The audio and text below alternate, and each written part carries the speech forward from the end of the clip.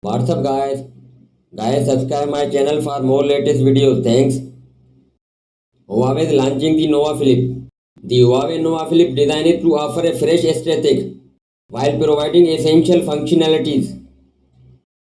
The main internal display is a 6.94 inches 120Hz LTP OLED panel, making it one of the largest foldable screen.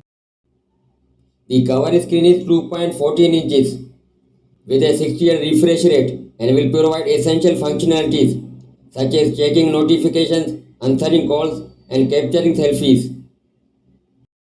The foldable will be available in two models, a leather variant, a glass-based model.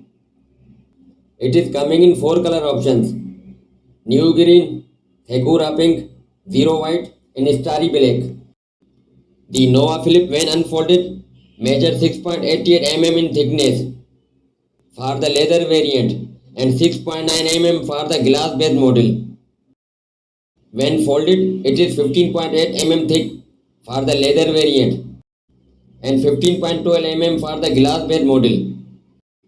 The weight of the phone is 190 grams for the leather variant and 199 grams for the glass-based model. That's all for now, and thanks for watching.